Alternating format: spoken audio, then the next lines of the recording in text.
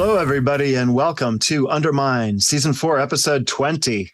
That means 4 and 20, which means I'm Tom Marshall, and I'm your Phish tour guide. As we continue onwards through 25 stops along Phish 1.0 history, yes, the 1990s. We're counting down or up, depending on your view, to Fall 97, the tour when Phish destroyed America. We'll be discussing every Fall 97 show on its anniversary, but in the meantime, you can catch new episodes of Undermine every Monday, Wednesday, and Friday. And we tweet the show date in advance, and if you got the memo about today's episode, then you took a trip to the old Aladdin Theater that once could be found on the Las Vegas Strip, and it was a venue in a casino that no longer exists. Of course, Vegas, has become a fan favorite place to see the band play nowadays, but at the time, it seemed pretty surreal for the name of our little band from Vermont to be up in lights overlooking the neon jungle of Las Vegas. Speaking of sightseeing, those watching at home on YouTube can already see that my co-host for today's episode is fellow Undermine executive producer and New York Times bestselling author, Benji Eisen. Welcome back, Benji. Hi, Tom. I have to tell you, I'm excited for today because we get to talk about donuts. And I'm talking pre-Baker's Dozen donuts. Right. And we also get to talk about Elvis, and we get to talk about Primus and Showgirls, Las Vegas Spectacle, and it's all in the context of one single Phish show. But I think the very first thing that comes to mind when talking about this show didn't even take place on stage whatsoever, but it involved this really elaborate prank that enlisted the character Malachi from the horror film Children of the Corn. But first, so that we're all on the same page, today's special is the December 6th, 1996 show from the Aladdin Theater. It was inside the Aladdin Casino, where right now I believe a Planet Hollywood stands, although not for much longer as these things go. I think there's other plans for it. This show, though, it's a notable highlight because it came during a Phish touring season where, frankly, we needed a highlight. We needed a win. And what a better place for a win than Las Vegas. So, keep in mind that this was, the band played Remain in Light for Halloween just a couple months earlier. So after that, the Talking Heads became the talking point for the band's, musical direction for the immediate shows that followed, like Coral Sky famously, but also for the year that followed. You really just can't have Fall 97 without having Halloween 1996. The oddity of a show where Arena Phish met Las Vegas Spectacle as Phish was at the crossroads between prog rock and cow funk. But, cow funk was just the cross street here. The band on this particular night, they were stuck in Glitter Gulch. And what do I mean by that? I don't know. but we do have someone with us today who might be able to answer these questions. Before we bring him on, though, we're going to turn those Las Vegas spotlights on you at home listening. Big neon lights that say, if you've been enjoying this season of Undermine, then please look up Osiris Premium on Apple, where a subscription will get you ad-free podcasts, bonus episodes, and more. Okay, Tom, as I said, I'm excited for today's guest, so let's bring him on. Well, I'm excited too, Benji, because even though we may have had more analytically, active and obsessive Phish fans on the show with us this season, we're about to speak with someone who wrote the book on Phish. Yes, the man, the person, the author who wrote the book that we're talking about. He wrote the first authorized official book on Phish. He wrote the Phish Book, and his name is Richard Gehr. Although actually, if you've read the Phish Book, you might recall that Richard had Trey, Mike, Page, Fishman, and some other people, maybe even their lyricist, help him out a bit, as the band's history was told almost exclusively through quotes. But after today, maybe we'll be quoting him. Let's bring former Spin magazine editor Richard Gehr out of the waiting room and on to the show. Hi. There he is. Hey, Richard. All right. Thanks for joining us today. It's great having you on. And on this season of Undermine, we've been tracing the road to Phish's Fall 97 tour. by revisiting 25 shows that got them there. And this December 6th, 96 show is one of those historic markers. And it's one of the 3 shows from 96 that made our cut. Our previous episode was on Halloween in Atlanta, and now here we are in Vegas. But before we travel there, can you tell us your own history with the band, beginning with when you caught your first show? Yeah, sure. My first shows were, well, funny. It took me kind of a while to get into Phish because I'm a dork. And for many, many months, whenever I would see the name Phish, it listed in the Village Voice or someplace like that, I think it was this prog rock band called Marillion, whose lead singer was named Phish. Phish, right? And who went solo. So I see them playing at Irving Plaza, and then I'd see Phish, and then I'd get them confused, and I would just ignore them. But my deadhead friends finally said, "Dude, you gotta check these guys out." So I saw them at the Beacon Run in New York in April of '94. I saw the last one of that. Yes, that was great. Yeah, and I was impressed. Richard. Well, first of all, it's good to see you. It's been a while. So hi. You were at this show in Las Vegas. It was the final night of the fall 1996 tour, which was the band's first true coast-to-coast arena tour. But they ended it in a theater on the Las Vegas Strip. And most notably, it was also, the first time the band ever played that entire state, I believe. So can you paint the picture for us? Did it seem like when Phish hit the Las Vegas Strip, like was it fish out of water? Was the lodge scene swallowed by slot machines? Or was there this feeling that this show is going to be different, than all the arena shows that they had been taking city to city all fall? Yeah. Well, I'd been to Atlanta for Halloween. And so I'd been seeing a bunch of those arena shows. And when I got to Las Vegas, it was my first time in Las Vegas. And my feeling about it was, oh, please. The average person who comes to Las Vegas is so much weirder than the Phish fans I knew. I mean, it's a freak show. The whole city is a freak show. So there were Phish fans, but since it was a relatively small place, I mean, the Aladdin Theater only held 7,500 people, so there were tons of Phish fans.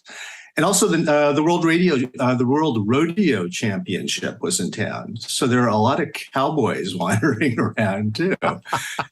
It was a cool scene. It was a great introduction, at least for me, to Las Vegas. That's awesome. And Richard, you and I were first introduced when as you were an author writing the Phish Book, and we mentioned it in our intro to you, but I think that's how you and I first met. And if I'm correct, the Phish Book begins shortly after this show ends, because this was the final stop of the band's fall 96 tour. And I'm pretty sure I'm remembering the Phish Book kind of begins with New Year's Eve 96 and then chronicles the band through 97. And you picked a good year, but that also I know. I have great taste. But that also means that by December 6th, the date of this show, that you must have already started work on the book. And where does that fall in the timeline? And I guess what I'm getting at here is that I remember you and I spent many wonderful shows and glorious fun times together. And I'm wondering if you had started working with the band before the show or just after. I think the book officially started kind of just after. We hung out at the Clifford Ball. I remember that. Oh, was that our okay? Right? Yes. Yeah. We definitely hung out at the Clifford Ball, and that was kind of the high point of my Phish year. Yeah. Up until Las Vegas, and so and then I started hanging out with the band for the book. Next year, I went to Texas with them in February. Oh, cool. And then I went to Italy with them, and that was really sweet later that year. So I think it basically started after Vegas, but they were really, really nice to me in Vegas. And I think I was all accessed in Vegas because I was a lot of places where I probably shouldn't have been. Yeah, and you and I both had these tremendously powerful AA cards back then, which actually were the same level as the band's AA cards, so we could go anywhere. And I have no idea how that happened. Yeah. Richard, let's talk for a second about somebody else who's at this show, and skipping ahead for a second because I just can't wait to get to this part. It's Malachi from Children of the Corn. His real name, of course, is Courtney Gaines, and he sat in with the band on percussion during the encore, but that's not the significance. So can you walk us through what, in my mind, is maybe the greatest rock and roll prank of all time, or at least one of them? Oh, I thought you were going to ask me about having lunch with him and Mike Gordon at a Benihana. Well, I want that story too. that is not much of a story. It was just very pleasant. I do not remember what we talked about, except he was kind of psyched to do this thing that I had just heard about. So tell us about It's kind of a long, complicated story, but I'll try and boil it down. Trey gives an excellent account of it online, which I'm sure you can find in his memorial for his bestest friend, Chris Cottrell. And it was weird. Trey had this giant party in his fancy Vegas suite, and there are lots of people there. And at one point, Trey disappeared with his friend Chris Cottrell, and for a few hours, and people hung out there and just partied for another few hours, way into the morning. And then around 2:30 or 2:45, they came back, and everybody was hiding in the balcony because we knew something was going to happen. We didn't know what, but it was Trey had said it's going to be pretty weird. And those guys came back and they sat down in front of a widescreen TV and they put on Children of the Corn, which is the scary 1984 movie that Courtney Gaines stars in. And as they're watching this movie, it gets gorier and gorier. And then at one point, when it's particularly violent, Trey slips out to the bathroom. And instead of returning, Courtney returns. Malachi from Children of the Corn, the bad guy, the evil guy, returns wearing Trey's jacket, looking kind of like Trey because he has red hair, and sits down next to Chris Cottrell, who, I should have mentioned, was high on mushrooms. Very high, apparently. Yeah. Very high on mushrooms. And after he sits down, Chris looks over at him, and you can just you can sense the fear emanating from him. And after a minute, things are kind of quiet, except for the movie, except Chris Cottrell suddenly stands up and walks away very slowly from the couch. And as obvious, and you can tell the vibe's getting pretty weird. And then Trey kind of bursts out of the bathroom, which must have been 10 times as scary because he thought he was sitting next to him on the couch. Yeah. And they'd apparently hired 2 opera singers who were supposed to go wee wee wee wee or something like that, like the psycho scream, but they didn't. They missed their cue. So it was pretty brilliant. In Chris's mind, sitting there on mushrooms watching Children of the Corn, turning to look at Trey and seeing him transformed into Malachi. What do you think went on in his head right there? I don't know. Did you ever talk to him about it? No. You probably would have run into him more often than I would. I never asked him that. I didn't think I ever ran into him again to ask him. It must have been absolutely, completely horrifyingly terrifying. Richard, you were there in the room for that. Yeah. Yeah, that's I still genuinely belly laugh every time that I think about the prank because it's just so elaborate, and that they pulled it off like that is just it's incredible. It's rock and roll history, And a lot, and it had a huge audience too. There must have been dozens of people up in that balcony looking. And you didn't make any noise. People were. It was like a surprise party, I guess. Yeah, that's incredible. Tom, were you there for that? No, I wasn't there, and I wasn't there for this show, sadly. Well, maybe the next time that Phish plays Halloween, we can get the entire audience to dress up as Malachi. But before I accidentally start a grassroots campaign, let's go the opposite way and let's get corporate for a very brief commercial break. We'll be right back.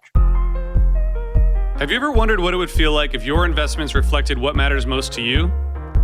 At Green Future Wealth Management, the advisors specialize in helping clients manifest their values in their financial lives. Green Future Wealth Management was founded by certified financial planner practitioner and longtime fan Nick Cantrell, named by Forbes as one of the top next-gen wealth advisors in the country.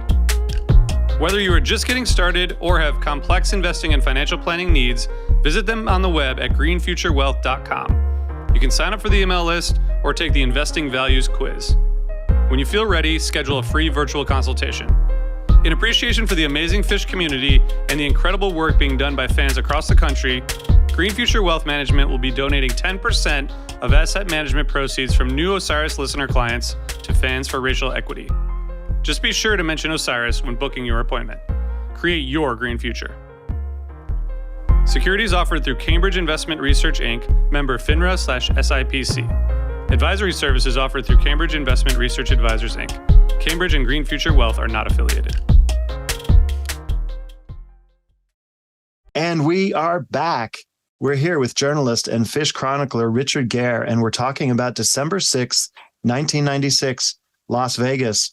Richard, this is one of those rare shows where the encore probably overshadows the rest of the show. But before we get there, do you want to walk us through some of the highlights of the two quote unquote normal sets that happened first? Yeah. They were great. I mean, they were really, the second set was monstrous. The first set was really good.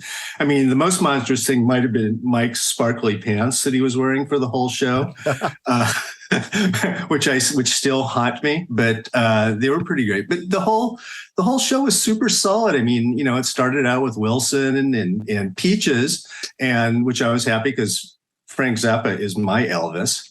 And also they played 2001, like one of the first extended 2001s they played, I think, which was, I don't know if it was intentional or not, but that was Elvis's opener. That was his theme song entrance music for years. Wow. Also struck Zarathustra. You know, 26-minute You Enjoy Myself with the Donuts Jam. The Donuts, I Love Donuts vocal jam, which took 21 years to come to fruition as a donut run, a complete donut run. It came full donut. Full donut, yeah. The donut. You know, they're playing the long game, man. But it was set two that blew my mind. I mean, there's just like an hour of some of the best music they've ever played in there. There was like a really evil Mike's into a really sunny, beautiful, long, simple, into an ecstatic Harry, and into Weekapaw, where they did this stop-start thing at the end, where they stopped completely, came back, and then Trey turned on his Leslie, which sounded really cool. They stopped again, and then jumped back in, and everyone went ape shit. Then they played like the best good times, bad times. I can think I remembered them playing. Trey just goes wild. Trey's like cutting loose, and yeah, it was good. So yeah, cool. I suppose I was going to say they played a bunch of. I'm sorry. No, Zoom. go on. The modus interruptus. You know, people think of 1996 as like a transitional year, you know, between like the wild 95 stuff and then the organic full band jams of 97. But there's some really great shows in 96, and this was one of them. For sure. Well, you just answered my question, which was if it stands out to you as a show without the encore, would this still be a show that we're talking about? And I think you just answered that. Yes. Well, I would be. the one word answer words. Well, here it is. Let's talk about the elephant. And by that, I mean the elephant in the room, the encore. And does it qualify as a third set? I mean, I guess it's just the encore, but it's 40 minutes long. Richard, do you want to give us a rundown of your version of what went on for that encore? Yeah, sure. I mean, the Clifford Ball kind of like established Phish as a band that could put on like a big theatrical production, an event.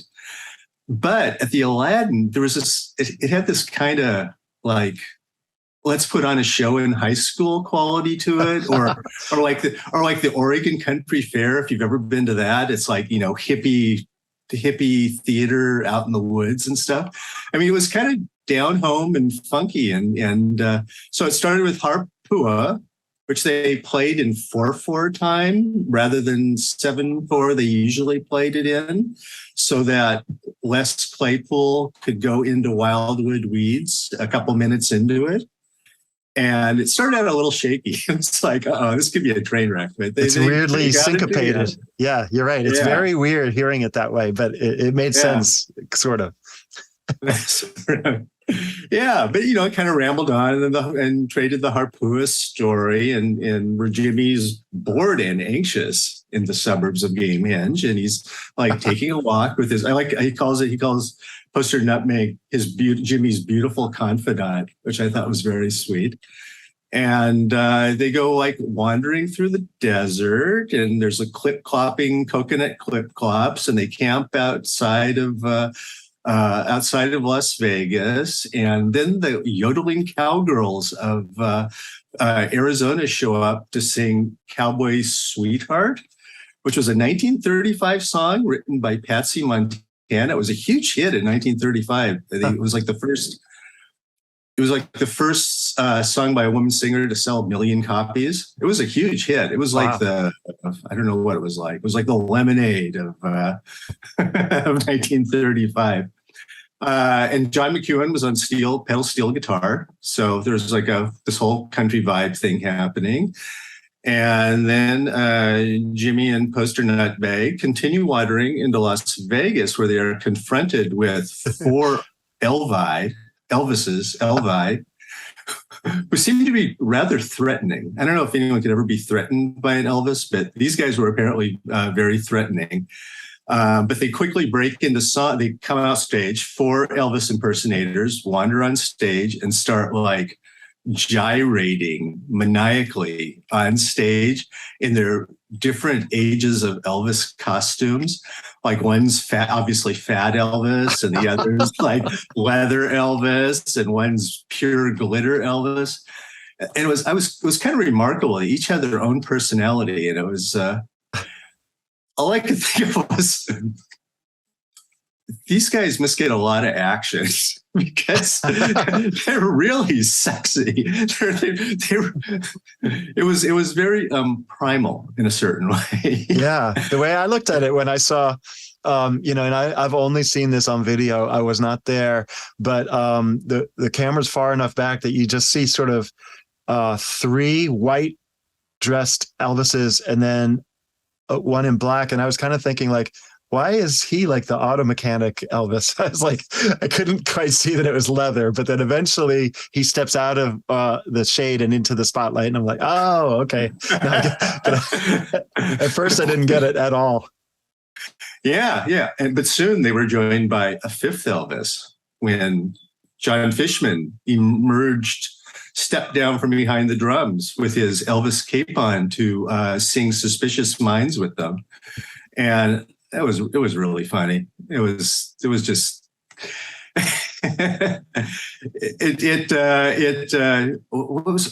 forgot. I forgot.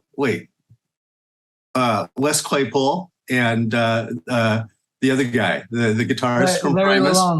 Yeah, they were on stage too, and they were. People were wild about them. People were so happy that they were there. That's a great rundown, Richard.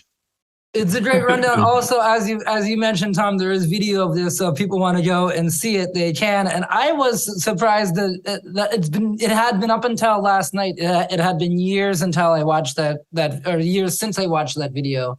And I forgot that in my mind, you know, Tom, you and I talked about the 12/1/95 Hershey show too, where Fishman does Suspicious Minds. And in my mind, he had such an elaborate Elvis costume. And then watching it last night with the real Elvi, it was kind of just like this janky cape. Yeah. It was a so-so Elvis costume. Yeah. You know, Richard, I think you kind of again answered my next question about the Primus guys. But you know, as a music journalist and from your background, when it was kind of, even at the time, it was kind of a big deal that they had, you know, two of the guys with Primus from them, especially, you know, well, first of all, if you watch in that video, there's actually this great moment where Larry and Trey are kind of mirror images of each other, because Trey's in front of Larry, but they're playing the same rhythm and they're moving their bodies kind of in a very similar fashion.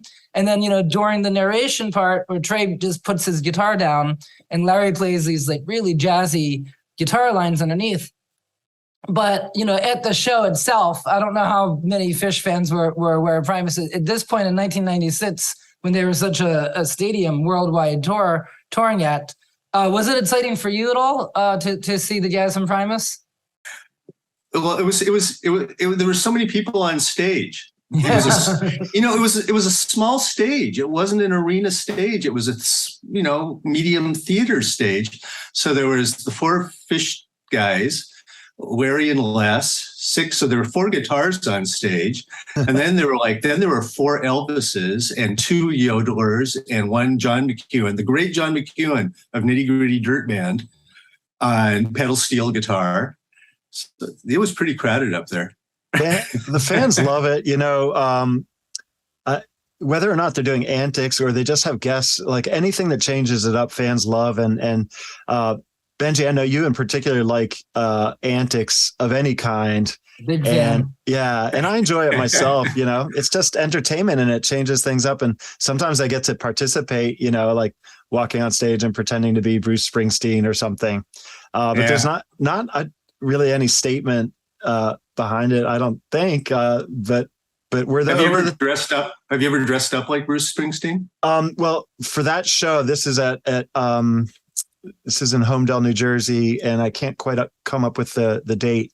Benji might be able to. I think it may have been in '99, but I might be wrong about that. I don't know at the moment. Off the top of my head, yeah. But I wore jeans and I wore a black button down long sleeve. And I had a red bandana. And so I was as close to Bruce Springsteen as I could be, probably being a foot taller than he is. I think I was there. I remember that show. Yeah, people thought I was Bruce. The way that they had seeded the rumor about Bruce coming was probably a little bit too believable, and I understood there was like even a little bit of anger about it. Yeah. Yeah, it's like when they promised Tom Hanks, or when Tom Hanks appeared for it. And it was like, it's not Tom Hanks. Oh, it was like right. It was a bit of a letdown finding out that wasn't really Tom Hanks. But we're over the top antics from this night to you, kind of like making fun of or mocking the Vegas entertainment industry. No more than Phish mocks everything, sort of, in a way. Right.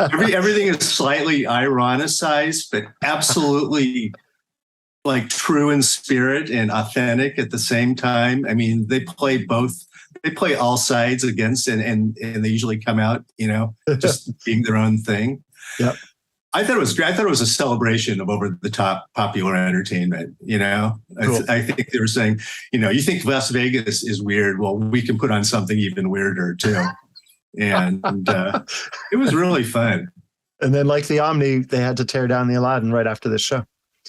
They did not tear down the theater, though. They tore down the hotel. Oh, okay. The theater. Well, something had to go. The theater was in a separate building. Oh, okay. And it's the Zappos Theater. Yes. So you can still buy a pair of shoes there if you don't see Elvis. Awesome. The casino itself, I think, was demolished and then remade as the Aladdin and then demolished. But yeah, they kept the actual theater, which was then put in a shopping mall, I think, where I saw Trey for Vegas.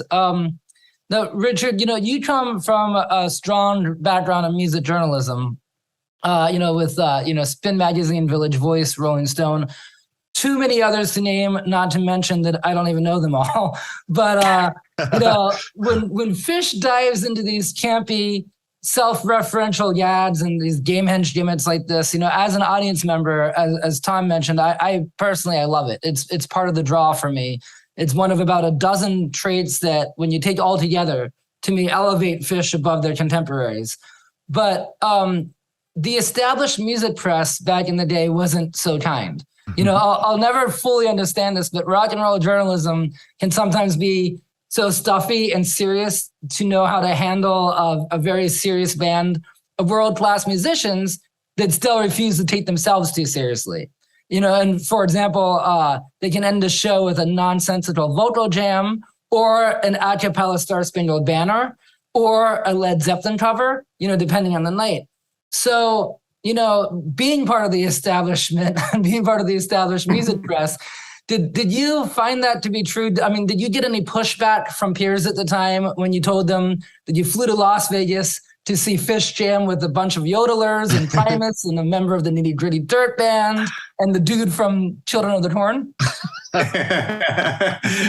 No, I came back with some really amazing stories. People were jealous, I think, that they didn't know about this. Also, I've been seeing the Grateful Dead. I've been putting up with bullshit about being a deadhead since, the early 70s. So I'm used to it. I have a thick hide at this point for the jam band backlash. Well, why do you think the music press, though, was so, at the time, why do you think it gave pushback and Phish overall?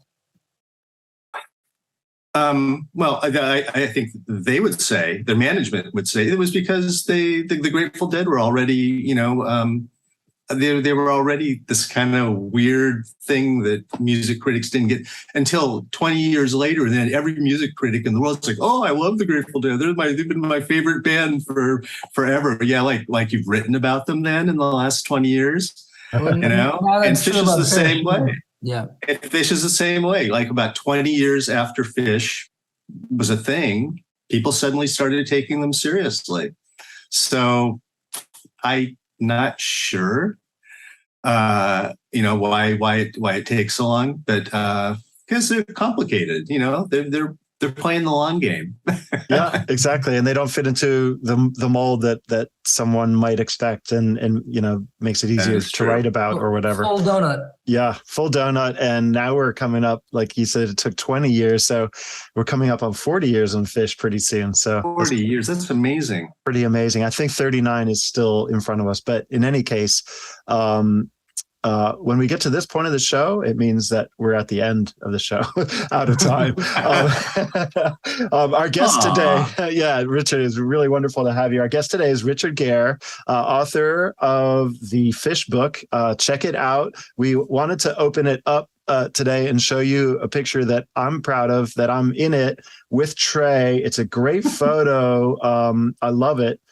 Trey actually gave it to me framed later because he liked it so much. But in the honor of that photo, I'm wearing the shirt that I still have that I was in that photo. So I love it. But anyway, Richard, thanks for writing such a great book. I loved it. And thank you for being our guest today. And also, thanks to my frequent co-host Benji Eisen for discussing Vegas 12/6/96 with all of us today. At the conclusion of today's episode, it also means that we're about to cross into 1997. And if you want to stay ahead of us, listen to 2/17/97 from Amsterdam sometime this week. We'll do it too, and then we'll meet back here on Friday to talk about it. See you then. And until then, never rule out the possibility that Malachi is right behind you at this moment, watching. Thanks, guys.